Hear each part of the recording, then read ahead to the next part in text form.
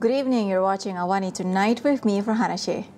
The Royal Commission of Inquiry (RCI) on the handling of sovereignty issues involving Batu Puteh, Middle Rocks and South Ledge suggests for a criminal investigation against former Prime Minister Tun Dr Mahathir Mohamad. This recommendation is part of the RCI's declassified report tabled in Parliament today. According to the RCI, a criminal investigation can be initiated against Mahathir for offences under Section 415B of the Penal Code and can be jointly punished under Section 417 and Section 418 of the same code. The report also recommended that the RCI Secretary lodge a police report to initiate the probe. A five-man royal panel was tasked with investigating the circumstances leading to Malaysia's loss of sovereignty over Pulau Batu Puteh to Singapore in 2008. The issue stemmed from a decision made by Mahathir's government in 2018 to withdraw Malaysia's application to review the International Court of Justice's ruling on Batu Puteh's sovereignty. Fashion Valet founders Vivi Yusof and Fazaruddin Shah Anwar pleaded not guilty to a charge of criminal breach of trust for embezzling 8 million ringgit. The couple were accused of dishonestly transferring the amount from Fashion Valet Sdn Bhd to 30 Maple Sdn Bhd without the approval of Fashion Valet's board of directors.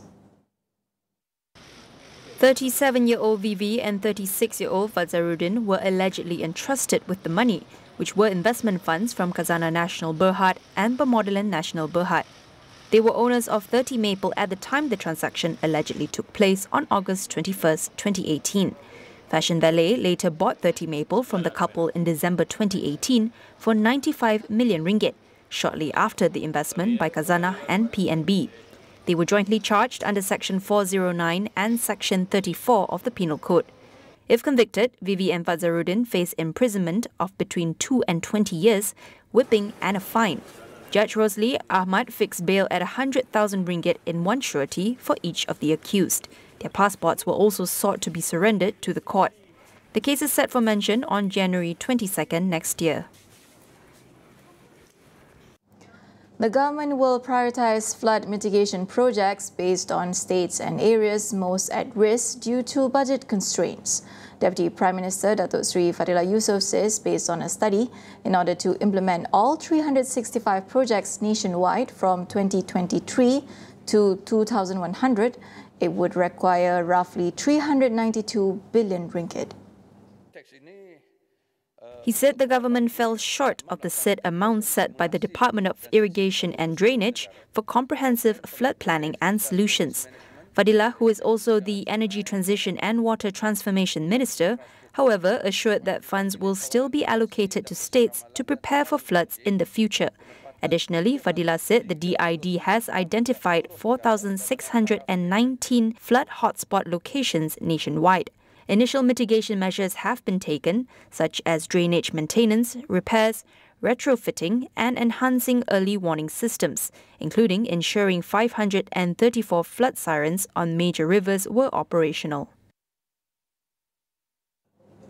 There is no official proposal yet from BRICS member countries regarding the de-dollarization in trade. Minister Tengku Datuk Seri Zafrul Abdul Aziz says Malaysia is aware of the situation, particularly after US President-elect Donald Trump threatened a 100% tariff on BRICS nations if they adopt a new currency. Malaysia, he said, views BRICS as a key platform for discussing regional economic issues, highlighting that dialogues, forums and discussions within the group are non-binding. At the same time, he acknowledged that there is a high level of interdependence in the trade and economic relations between Malaysia and the US. Sama tidak dapat dinafikan, terdapat kesaling bergantungan yang tinggi dalam hubungan perdagangan dan ekonomi di antara Malaysia dan Amerika Syarikat. Terutamanya dalam rataian bekalan semikonduktor yang mana syarikat-syarikat Amerika Syarikat adalah pelabur utama di Malaysia dalam sektor ini. In 2023, the US was Malaysia's third largest trading partner, while Malaysia ranked as the 19th largest trading partner of the US. Tengku Zafrul emphasized that any move to impose a 100% tariff would harm both countries, given the deep trade and economic ties between them. There is a lack of mental health care services in the public sector. Selangor Mental Health Program Sehat's Dr Mahathir Zainal Abidin says currently there are only at least 500 registered clinical psychologists in the country. Many choose to serve in the private sector, worsening the accessibility and affordability of public mental health care. We definitely have a limited number of clinical psychologists. Currently, we have about 500 to 600 registered clinical psychologists in Malaysia. And if you break down the number, certainly the number that service in the public sector is diluted, because from the 500 to 600 clinical psychologists that we do have, some are in the universities, some in the private sectors, and some in the government sectors. So the consequences that when you have a small number of clinical psychologists, the waiting list become longer, and the number that serve the public is smaller.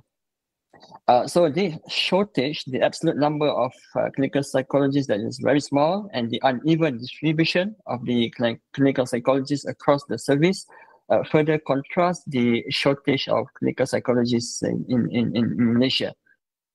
He also highlighted issues with remuneration for clinical psychologists within the public sector. And another problem is that in the government sector, I think the remuneration package for clinical psychologists also is not enticing, because, as I mentioned before, clinical psychologists, they have master level. But when they absorb into the government service, they were offered at a DS41, even though a T7 salary package. But master at DS41 level, that is not enticing for them. That's why a majority of them migrate to the private sector. Tackling the issue, he says, must begin with addressing the shortage of workforce in the sector. He also urges improved healthcare financing to ensure accessible mental health care for all Malaysians. To increase the equity of access to mental health care service, as we discussed the issue before, is to increase the number of workforce in the mental health services. So across the specialty, not only clinical psychologists, but counselors, psychiatrists with such specialty. So when you increase the absolute number of mental health care professionals for all this specialty, indirectly you increase the ratio to the public. And because mental health care service is not only clinical psychology, so there's a wide array of healthcare professionals that can provide the services. So first is to increase the number of workforce. Secondly, I think is the health financing as well, because as I mentioned before, there's a lot of clinical psychologists or mental health care professionals in the private sector, but most of these can be reached only those who afford out-of-pocket financing. So what the second strategy that we can do to increase the access to mental health care services is that from the private insurance sector to increase the insurance coverage, eliminate exclusionary policies, to increase the continuum of care, inpatient or outpatient in their insurance policy, so that not only those who can afford out of pocket, but those who have their insurance policy can, be covered their mental health care services. We'll go for a quick break. Stay tuned for more.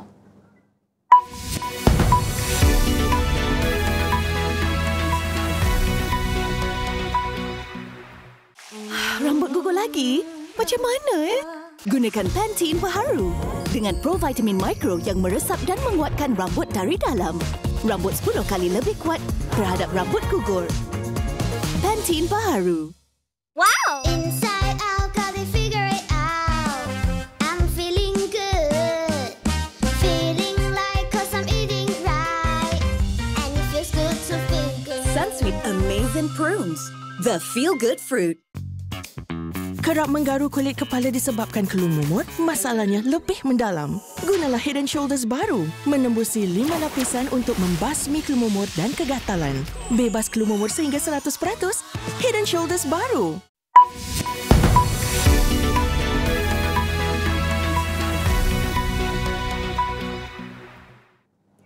Welcome back. South Korean police are investigating President Yoon Suk-yeol for alleged insurrection over his botched attempt to impose martial law. This comes as the ruling People Power Party vowed to block any move by the opposition to impeach the deeply unpopular leader. Opposition parties have submitted a motion to impeach Yoon, accusing him of an unconstitutional, illegal rebellion. However, they will need 8 lawmakers from the ruling party to support the motion for it to pass. The opposition expects the vote to take place on Saturday. Prosecutors have also opened investigations into Yoon, his interior minister, and the now former defense minister regarding their roles in imposing martial law. South Korean presidents do not have immunity from charges of insurrection, which can carry the death penalty. Yoon plunged the country into political turmoil on Tuesday evening when he declared martial law in a move that shocked the nation. He was forced to rescind the order just hours later after parliamentarians defied the attempted military blockade and assembled to vote it down. French Prime Minister Michel Barnier has submitted his resignation after far-right and leftist lawmakers voted to topple his government. This move plunged France into its second major political crisis in 6 months. French opposition lawmakers brought the government down on Wednesday, throwing the European Union's second biggest economic power deeper into a political crisis that threatens its capacity to legislate and rein in a massive budget deficit. Far-right and left-wing lawmakers joined forces to back a no-confidence motion against the Prime Minister, with a majority of 331 votes in support of the motion. French President Emmanuel Macron appointed Barnier, the European Union's former Brexit negotiator, as his new Prime Minister in September, after tumultuous weeks of drawn-out talks following an inconclusive snap election. Macron had previously considered a string of potential prime ministers, none of which mustered enough support to guarantee a stable government. Macron's gamble to call the snap parliamentary election in June backfired, with his centrist coalition losing dozens of seats and no party winning an absolute majority.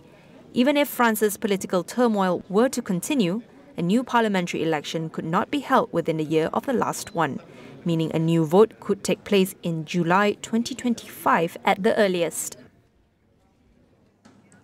Israel has committed and is continuing to commit genocide against Palestinians in the occupied Gaza Strip, according to a new report from Amnesty International. It marks the first such acknowledgement by a major human rights organization in the 14-month-old conflict.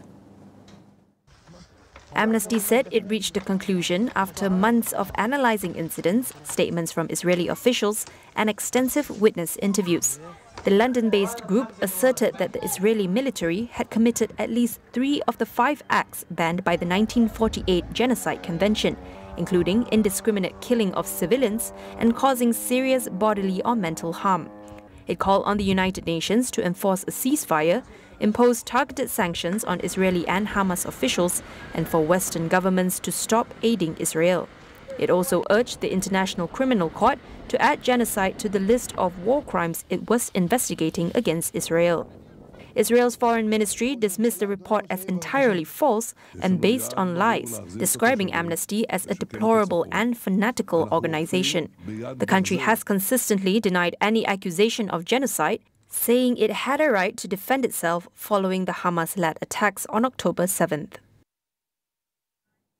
That wraps up AWANI Tonight. Check out our web portal, keeping you informed on the critical events shaping our world, all in one place at international.astroawani.com. That's all for now. I'm Farhana Sheikh. Thank you for watching and good night.